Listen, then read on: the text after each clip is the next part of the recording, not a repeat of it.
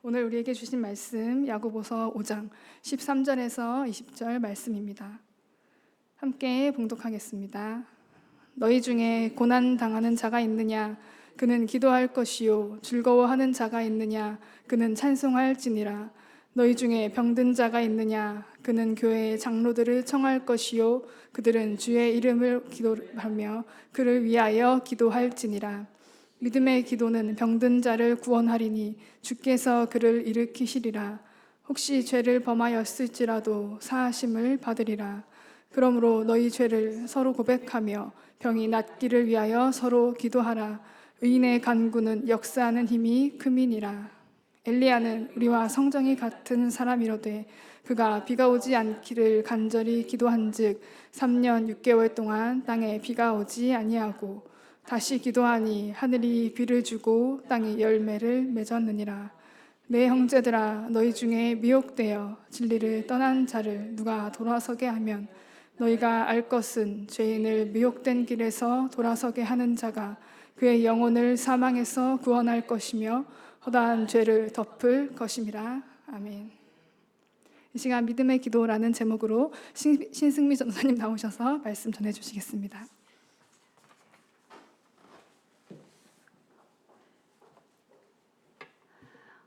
오늘 말씀은 야고보서 5장 마지막 말씀입니다. 행함을 통해 믿음이 입증된다고 그렇게 다양한 관점에서 역설하고 있는 야고보는요, 이제 고난을 당면했을 때 기도할 것에 대해 권면하십니다. 13절에서 고난당하는 이라는 단어가 있습니다. 이 고난당하는 이라는 이 단어는요, 고통을 당한다 혹은 어려움을 당한다 라는 그런 원문 뜻을 갖고 있습니다. 여기서의 고난은요, 여러 가지로 해석할 수 있습니다. 첫 번째는 믿음을 지켰던 구약의 선지자들이 당하는 그런 고난일 수도 있고요. 또 두 번째는 어떤 고난이 있을까요? 애매히 받는 욥의 고난과 같은 고난도 있을 수 있습니다. 그러나 세 번째 고난이 또 있지요. 우리의 죄로 인한 결과, 그로 인한 고난도 있습니다. 자, 그럼 이런 고난이 올 때 우리는 어떻게 하라고 말씀하고 계십니까? 원망하고 당황하고 있을 것이 아니라 기도해라 라고 그렇게 야고보는 말씀하십니다. 시편 50편 15절 말씀을 함께 보겠습니다. 시작. 환난 날에 나를 부르라. 내가 너를 건지리니 내가 나를 영화롭게 하리로다. 아멘. 환난의 날이 닥쳤을 때 뭘 하라고요? 여호와 하나님의 이름을 불러라. 그러면 내가 너로 인하여 영화롭게 되리라. 왜 영화롭게 되십니까? 부르짖는 자의 기도를 응답하여 주심으로 주변의 많은 사람들로 인하여 하나님의 살아계심을 증명하기 때문입니다. 자, 하지만 고난이 닥쳤을 때 기도하기가 쉽던가요? 아니요. 쉽지 않습니다. 어려움을 당면하게 되면요, 일단 우리의 뇌가 정지하는 것 같습니다. 마음은요, 나락으로 떨어집니다. 그리고 내가 무엇을 한들 의미가 있을까? 이런 허망한 생각도 들기 시작합니다. 자신을 자책하는 마음도 우리를 사로잡습니다. 자, 그래서 고난이 닥쳤을 때 기도하라는 이 말씀, 너무나 단순한 말씀이지만 이 말씀을 행하는 것은 쉽지 않습니다. 누가 할 수 있냐면요, 내 감정에 따라, 상황에 따라 오르락내리락 하는 것이 아니라 신실하게 주님의 말씀에 순종했던 자가 고난의 때에도 기도할 수 있는 것입니다. 자, 또 13절에는 뭐라고 얘기하시냐면 즐거워하는 것이라는 말씀이 있습니다. 이 즐겁다는 것은 기운이 넘치는 기분 좋은 마음 상태를 말합니다. 자, 하나님께서 만약 우리의 삶 가운데 이렇게 기분 좋은 흥이 나는 상태를 주시면 어떻게 해야 된다고요? 하나님께 감사와 찬양을 올려드려야 한다는 것입니다. 자, 시편 50편 23절 말씀 함께 보겠습니다. 시편 50편 23절 말씀입니다. 함께 읽겠습니다. 시작. 감사로 제사를 드리는 자가 나를 영화롭게 하나니 그의 행위를 옳게 하는 자에게 내가 하나님의 구원을 보이리라. 아멘. 여러분, 바울과 실라는요, 감옥에 갇혔을 때도 하나님께 찬양을 올려드렸습니다. 사도행전 16장 25절 초반절 말씀만 함께 보겠습니다. 한밤중에 바울과 실라가 기도하고 하나님을 찬송하매. 자, 많은 그리스도인들이요, 고난이 닥쳤을 때는 엎드려서 기도하는 분들이 좀 있습니다. 그런데 내 영혼이 만족스럽게 되고 나면 어떻게 합니까? 기뻐지게 되면 하나님을 잊어버리는 경우가 상당히 많다는 것입니다. 우리 열방교회 성도님들은 나의 상황이 어떠하든, 나의 감정이 어떠하든 늘 하나님께 감사와 찬양과 기도를 올려드리시길 간절히 소망합니다. 자, 이제 14절과 15절 말씀으로 넘어가겠습니다. 여기에는 질병에 대한 말씀이 나오는데요. 질병에는 첫째, 육체적인 질병이 있고요. 두 번째는 정서적인 질병이 있습니다. 세 번째는 영적인 질병이 있는데 지금 14절 말씀에 나오는 질병은 어떤 질병입니까? 육체적인 질병을 말씀하고 있습니다. 자, 몸이 아픈 성도에게 말합니다. 몸이 아플 때 여러분, 성도님들, 여러분은 교회 장로님들에게 기도를 요청하십시오라고 말합니다. 여기서 장로들이란 교회의 지도자를 뜻하는 것입니다.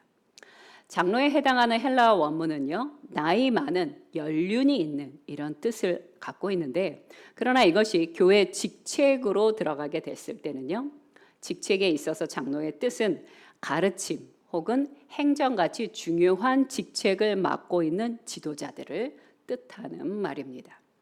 자, 교회 지도자들은요, 병든 자를 위해 해야 될 일이 있는데 그 첫 번째가 기도를 해주는 것입니다. 그런데 기도를 하는데 어떻게 기도를 하느냐? 그 당시에 초대교회는 기름을 바르며 기도하라고 말씀하십니다. 자, 여기서 기름은요, 하나님의 치유의 능력을 상징하는 어떤 기름일까요? 우리가 자주 먹는 올리브 기름을 말하고 있습니다. 자, 고대의 병자를 치료하기 위해서 이 올리브 기름을 바르는 것은요, 그 당시에 있어서 그냥 상식이었습니다. 자, 선한 사마리아인은 강도를 만났을 때 강도에게 이 올리브 기름을 발라주게 됩니다. 이 올리브 기름을 바른다는 건 무슨 뜻이냐? 응급처치를 해준다는 뜻을 갖고 있습니다. 또 예수님의 제자들도요, 사람들을 위해서 어떻게 해주냐면 기름을 바르고 기도를 해주는 것을 볼 수 있습니다. 마가복음 6장 13절 말씀을 함께 읽도록 하겠습니다. 시작. 많은 귀신을 쫓아내며 많은 병자에게 기름을 발라 고치더라. 아멘. 자, 예수님의 제자들도 기름을 바르며 기도했습니다. 따라서 믿는 자는요, 병든 자를 위하여 기도만 해주는 것이 아니라 치료할 수 있는 모든 방법을 할 수 있다는 것입니다. 그런데 많은 신실하신 그리스도인들 중에 보면 병이 났을 때 약도 먹지 않고 병원도 가지 않고 오직 아버지 앞에 기도함으로 그렇게 병이 낫기를 원하는 분들이 계십니다. 그것도 그분만의 신앙의 표현일 수 있는데요. 그러나 성경은 뭐라고 말씀하십니까? 기도해주고, 병이 났으면 기도해주고, 그리고 치료도 할 수 있다는 것입니다. 치료받으면서 믿는 분들이 죄책감을 느낄 이유는 1도 없다는 것입니다. 자, 올리브 기름 자체에는 정말 치유의 능력이 있을까요? 저는 잘 모르겠습니다. 그런데 많은 분들이 그렇게 치료의 능력이 크다고는 말하지 않습니다. 하지만 기름을 바르는 행위 자체가 환자의 마음에 위안을 준다고 합니다. 근데 이 올리브 기름이 갖고 있는 또 다른 의미가 무엇이냐면 하나님이 그 사람을 특별히 사랑하시고 은혜를 베푸신다는 그런 뜻을 갖고 있습니다. 자, 또 여기서 중요한 것은 무엇이냐면요, 병 낫기를 위하여 기도하고 기름을 바를 때 주의 이름으로 해야 한다는 것입니다. 그냥 기도하고 그냥 기름만 바르고 이게 끝이 아니에요. 여기 핵심이 무엇입니까? 주님의 이름으로 기도를 해야 한다는 것이에요. 왜 그럴까요? 모든 질병은 주님의 은혜와 치유의 능력이 반드시 필요하기 때문이에요. 출애굽기 15장 26절 말씀을 함께 보도록 하겠습니다. 시작. 이르시되 너희가 너희 하나님 나 여호와의 말을 들어 순종하고 내가 보기에 의를 행하며 내 계명에 귀를 기울이며 내 모든 규례를 지키면 내가 애굽 사람에게 내린 모든 질병 중 하나도 너희에게 내리지 아니하리니 너희를 치료하는 여호와임이라. 여러분, 하나님은 우리를 치료하시는 여호와 라파의 하나님이십니다. 아멘. 저는 가끔 아프면 병원에 당연히 가지만, 그런데 병원에 갔다 와서도 아프면 어떻게 합니까?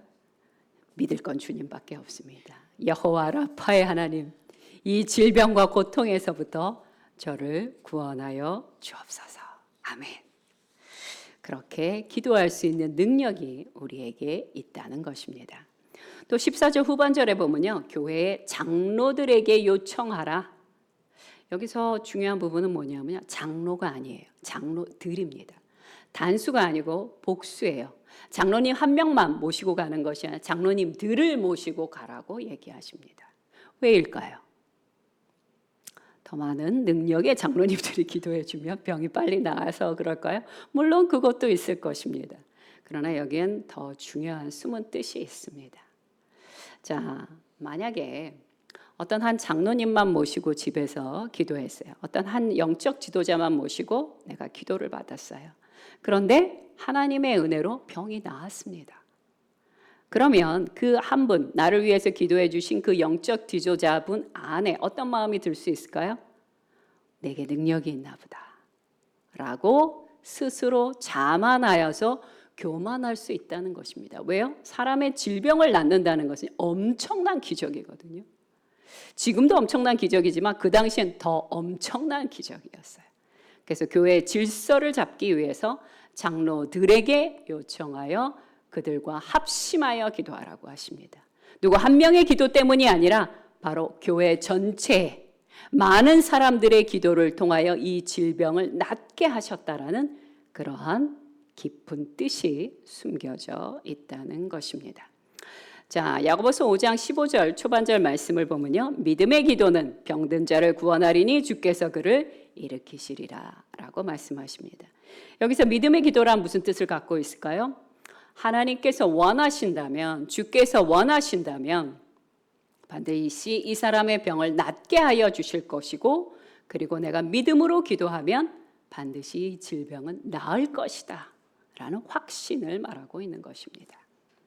자, 믿음의 기도를 하는 사람에게 두 가지의 약속이 주어지게 됩니다. 그 첫 번째는 뭐냐면요, 믿음의 기도는 병든 사람을 낫게 한다는 것이에요. 그런데 간혹 기도를 했는데 낫지 않는 경우가 있으셨습니까? 저는 있었습니다. 낫지 않는 경우 충분히 있습니다. 성경에 보면요, 바울도 있었고요, 디모데도 있었습니다. 바울이 낫지 않은 것을 우리 다 알고 있는데 디모데도 기도해도 낫지 않았습니다. 디모데에게는요, 아주 자주 나는 병이 있었다고 합니다. 디모데전서 5장 23절 제가 읽어드리겠습니다. 이제부터는 물만 마시지 말고 내 위장과 자주 나는 병을 위하여는 포도주를 조금씩 쓰라. 자, 분명히 하나님의 사역자예요, 디모데는. 그런데 그가 기도했을까? 당연히 기도했지요. 하지만 그의 질병은 낫지 않았습니다. 그러니 내가 나의 질병을 위해서, 내가 나의 동료를 위하여 기도했는데 낫지 않았다? 아, 믿음이 없나 보다. 이렇게 생각하면 곤란하다는 것입니다. 아까도 말씀드렸듯이 우리의 기도는 하나님의 뜻에 부합될 때 기도가 응답됩니다. 요한일서 5장 14절 후반절 말씀 함께 보도록 하겠습니다. 시작. 그의 뜻대로 무엇을 구하면 들으심이라. 아멘. 자, 야고보서 5장 15절 후반절에 보면요, 함께 보도록 하겠습니다. 시작. 혹시 죄를 범하였을지라도 사함을 받으리라. 아멘. 자, 우리가 병이 나는 경우에 있어서는요, 그냥 질병을 그냥 주변에 전파가 되어서 전염이 되어서 질병이 날 수도 있죠. 하지만 나의 죄 때문에도 질병이 날 수 있다는 것이에요. 얻을 수도 있다는 것이에요. 그러니 혹시라도 내가 병이 들게 되면요, 이런 생각은 한 번쯤 해보셔도 됩니다. 혹시 내가 뭘 잘못한 게 있나? 꼭 그렇다는 건 아니에요. 100% 그렇다는 건 아니에요. 하지만 10%나 20% 정도 그럴 수 있다는 것입니다. 내가 혹시 하나님 앞에 범죄한 것이 있나? 하고 내 자신을 점검해 볼 필요가 있다라는 것입니다. 그러나 모든 병은 죄 때문에는 절대 아닙니다. 말씀을 보겠습니다. 요한복음 9장 2절에서 3절 말씀을 보겠습니다. 시작. 제자들이 물어 이르되 랍비여 이 사람이 맹인으로 난 것이 누구의 죄로 인함이니이까 자기니이까 그의 부모니이까 예수께서 대답하되 이 사람이나 그 부모의 죄로 인한 것이 아니라 그에게서 하나님이 하시는 일이 나타내고자 하심이라. 아멘. 여러분 욥도 죄 때문에 질병에 걸렸던 것은 아닙니다. 하지만 만약에 내가 죄 때문에 병에 걸렸어요. 그런 경우 있어요, 분명히. 그런데 죄 때문에 병에 걸렸고 그래서 내가 회개를 했을 때 그 질병이 낫게 됩니다. 그러면 이렇게 생각하셔도 됩니다. 아, 주께서 나의 죄를 용서해 주셨구나. 성경에 그런 예가 있습니다. 여러분 떠오르시는 분 계십니까? 모세의 누나 미리암. 그죠? 네. 자, 이제 16절 말씀으로 넘어가도록 하겠습니다. 야고보서 5장 16절 초반절 말씀만 함께 보겠습니다. 시작. 너희 죄를 서로 고백하며 병이 낫기를 위하여 서로 기도하라. 자, 15절에서는 뭐라고 그러셨어요? 질병과 연관된 죄에 대해서 말씀하셨어요. 그리고 16절에서는 질병의 원인이 되는 그 죄를 질병이 낫기 전에 이 죄가 더 커지기 전에 너희가 서로 고하고 서로 고백한 다음에 회개할지어다. 속히 회개할 것에 대해서 말씀하고 계십니다.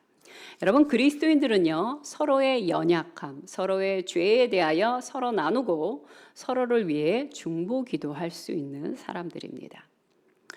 죄를 고백하는 목적이 무엇이에요? 중보 기도하기 위해서예요. 그런데 어떤 분들은 이 상대방의 혹은 나의 사랑하는 지체의 이 연약함, 죄에 대해서 듣고 그것을 약점으로 잡는 경우도 종종 있습니다. 역사적으로 중세에 그런 일이 많이 있었죠. 그러니 아무에게나 쉽게 고백하는 것은 좀 위험할 수 있다라고 저는 생각합니다. 특별히 여러분이 다른 모든 죄들도 그렇지만 성적인 죄에 대해서는 특별히 아무에게나 고백하지 않으셨으면 좋겠습니다. 누구에게 고백할 수 있을까요?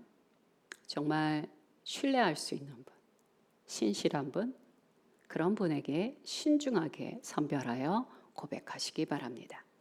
가톨릭에서는 고해 성사를 정당화시키기 위해서 바로 이 야고보서의 말씀을 항상 들어서 이용했습니다. 그러나 이 구절은 신부에게 어떤 성도가 고해 성서를 하기 위한 것이 아니라 이 의미는 무엇입니까? 이 16절의 말씀은 성도들이 누구나 너희의 죄를 서로 고하여 중보기도 해줘라. 이렇게 말씀하고 있는 것입니다. 또 16절 후반절에 보면요. 의인의 간구는 역사하는 힘이 큼이다라고 얘기합니다. 여러분 장로님들, 교회의 그 영적 지도자들이 병자들을 위해 기도했을 때 하나님이 그 병자를 일으켜 주셨던 것처럼 이 믿음의 사람들, 믿음의 이 의인들이 간구하는 역사는요 참으로 큽니다. 의인이라 하면 어떤 사람들을 말할 수 있을까요? 일단 머리에 떠오르는 분들은 성경에 나오는 인물들일 것입니다. 그렇죠? 구약의 선지자들, 엘리야. 뒤에 보면 엘리야가 예로 나오시게 됩니다. 의인이란 이렇게 말할 수 있습니다. 하나님의 뜻대로 하나님과 바른 관계를 의롭게 유지하는 사람들. 이렇게 개념을 설명할 수 있습니다. 특별히 여기에 역사하는 이라는 에네르구메네는 운동력 있게 일한다. 아주 열정적으로 운동력 있게 움직이는, 그냥 움직이는 게 아니에요. 일이 이루어지게 한다는 그런 의미를 담고 있습니다. 그러므로 의인의 기도는 그 자체가 능력입니다. 왜일까요? 의인의 기도가 능력이 있는 이유는 이것 때문이에요. 하나님께서 그의 기도에 항상 귀를 기울이신다는 것이에요. 요한일서 5장 14절부터 15절 말씀을 함께 읽도록 하겠습니다. 시작. 그를 향하여 우리가 가진 바 담대함이 이것이니 그의 뜻대로 무엇을 구하면 들으심이라. 우리가 무엇이든지 구하는 바를 들으시는 줄을 안즉 우리가 그에게 구한 그것을 얻은 줄을 또한 아느니라. 하나님과의 관계가 의로우십니까? 바르십니까? 그럼 담대히 기도하십시오. 하나님께서 우리의 기도에 응답해 주십니다. 자, 그렇다면 하나님께서 듣지 않는 기도도 있을까요? 그런 기도는 없을 것 같은데. 아니요, 있습니다. 성경에 보면 있습니다. 첫 번째는요, 마음의 죄를 품은 자의 기도 하나님이 듣지 않으십니다. 그래서 우리가 중보기도하기 전에 항상 무엇부터 합니까? 회개하는 기도부터 하는 것이에요. 말씀을 함께 보겠습니다. 시편 66편 18절 말씀입니다. 시작. 내가 나의 마음에 죄악을 품었더라면 주께서 듣지 아니하시리라. 아멘. 두 번째, 하나님이 듣지 않는 기도가 있는데요. 그것은 어떤 사람의 기도냐면 율법을 들으려고 하지 않는 자. 이건 은유적인 표현이에요. 율법을 듣지 않는다는 건 뭐냐 하면 율법을 알면서도 행하지 않는 자. 그런 사람의 기도는 하나님이 순종하지 않고 행하지 않는 자의 기도는 하나님이 듣지 않으신다는 것입니다. 잠언 28장 9절 말씀 함께 보도록 하겠습니다. 시작. 사람이 귀를 돌려 율법을 듣지 아니하면 그의 기도도 가증하니라. 하나님께서 어떻게 보십니까? 가증하게 본다는 것이에요. 그러니 가끔 사람들을 우리 영화 같은 데 보면 하나님하고 전혀 상관없이 살다가 죄에 막 뒹굴뒹굴 이리 뒹굴 저리 뒹굴 막 살다가 어느 날 너무 이 막바지에 이르러서 기도하는 경우들이 있어요. 그리고는 왜 하나님이 내 기도에 안 들어주냐고 또 땡깡까지 부리는 경우들이 있습니다. 그런 분이 혹시 계신다면 이 잠언 28장 9절 말씀을 들려주셔도 좋을 것 같습니다. 자, 반면에 의인의 기도와 정직한 자의 기도는 하나님이 기뻐하시면서 응답해 주십니다. 말씀을 볼까요? 잠언 15장 8절 후반절 말씀입니다. 시작. 정직한 자의 기도는 그가 기뻐하시느니라. 여러분, 아는 건 안다고 말씀하시고 모르는 건 모른다고 말씀하시고 주님 앞에 내 자신의 겸손한 태도로 정직함으로 나아가시기 바랍니다. 주님은 우리의 수준을 너무 잘 아십니다. 그러니 잘난 척할 필요도 없고요. 괜히 엄청난 척 할 필요도 없습니다. 정직하게 나가십시오. 어린아이처럼. 그러면 하나님이 기뻐하시며 응답해 주십니다. 또 하나님께서 의로운 자의 기도 들어주시죠. 욥기서 42장 8절 후반절 말씀입니다. 시작. 내 종 욥이 너희를 위하여 기도할 것인즉 내가 그를 기쁘게 받으리니. 하나님께서 욥을 기뻐하십니다. 그는 참으로 진정한 동방의 의인이었기 때문입니다. 결론을 말씀드리겠습니다. 결론으로 나오는 야고보서 5장의 맨 마지막 절들의 말씀은요, 미혹된 형제를 구원하라는 것입니다. 19절과 20절에서는요, 영적으로 병든 미혹되어 진리에서 떠난 자들에 대하여 말씀하시는데요. 19절에 보면 미혹되어라는 이 말 헬라어로 폴라네데라고 해요. 근데 이 폴라네데라는 뜻이 무엇이냐? 옆길로 빗나가게 만들다. 정도에서 벗어나게 만든다. 나쁜 길로 끌어들인다. 라는 그런 뜻을 갖고 있습니다. 또 있습니다. 참된 신앙에서 벗어나 변절을 시킨다. 이런 뜻도 갖고 있습니다. 자, 20절에서는 이것을 한마디로 뭐라고 얘기하시냐? 진리에서 떠난 자다. 라고 그렇게 제목을 붙여 말씀하십니다. 진리에서 떠난 자는 어떤 자일까요? 스스로는 교회를 다닌다고 얘기해요. 주님을 믿는다고 말해요. 그런데 기독교 교리와 생활면에 있어서 심각한 오류를 갖고 있어요. 그것도 영적인 오류, 생활 속의 오류에 빠져 말씀을 거역하기를 밥 먹듯이 하는, 그것에 대해서 조금 더 양심의 가책을 갖지 않는 양심의 화인을 맞은 자, 이런 자들이 바로 진리에서 떠난 자입니다. 자, 여러분, 성경에서 죽음은 세 가지로 묘사되고 있습니다. 첫 번째 죽음은 어떤 죽음이에요? 육체적인 죽음이에요. 육체적인 죽음은 어떻습니까? 심장이 멎고 숨이 멎는 거죠. 그죠? 이럴 때 우리는 죽었다. 육체적으로 죽었다고 얘기해요. 두 번째는 영적으로 죽은 상태를 죽었다고 얘기하십니다. 영적으로 죽은 상태는요, 심장은 뛰어요. 숨도 쉬어요. 그런데 생명이 없는 상태예요. 주님이 주시는 그 영원한 생명이 없는 상태, 하나님으로부터 멀어진 상태, 그것이 바로 영적인 죽음의 상태예요. 에베소서 2장 1절에는 허물과 죄로 죽은 상태다라고 그렇게 표현하십니다. 세 번째 죽음이 있습니다. 이 세 번째 죽음은요, 영원한 죽음이에요. 영적으로도 죽었었어요. 그런데 영적으로 죽어 있는 상태에서 육체도 또 죽었습니다.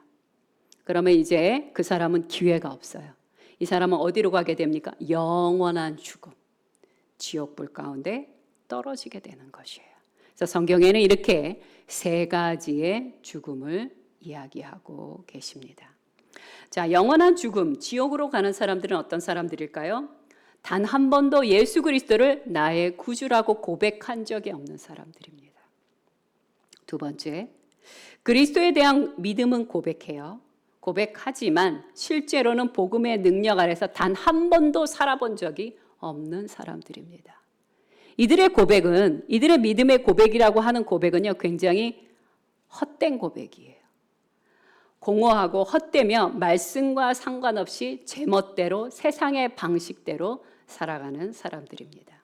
야고보는 이렇게 진리에서 떠난 자들을 버려라, 내버려둬라 이렇게 말씀하시는 게 아니라 뭐라고 얘기하시냐면 마지막 19절과 20절에서 그들이 돌아올 수 있도록 너희가 애써야 한다.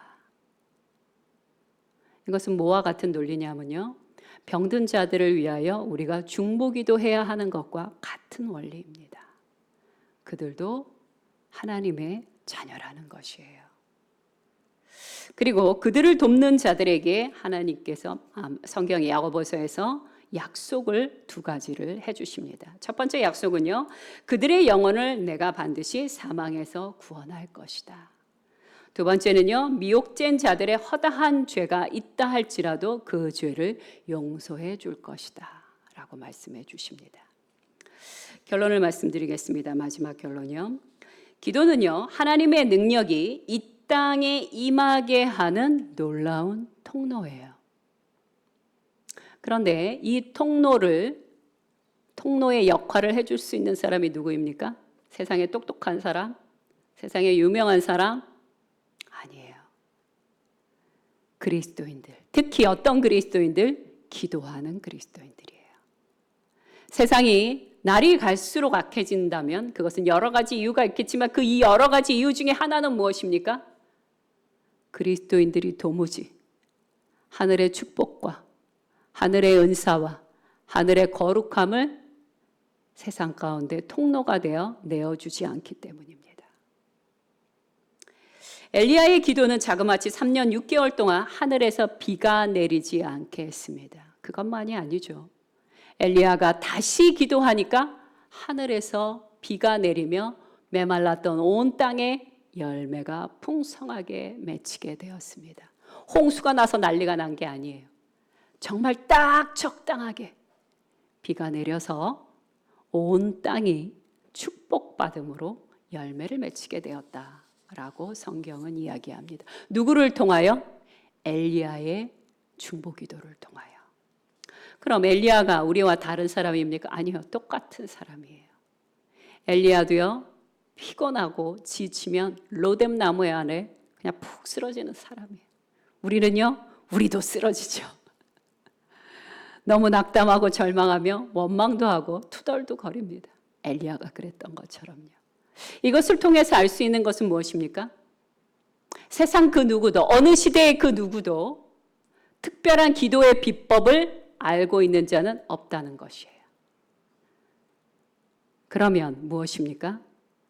누가 기도를 하건 믿음의 기도를 드린다면 우리의 특별하신 여호와 하나님께서 그 능력을 이 땅 가운데 부어주신다는 것이에요. 아멘.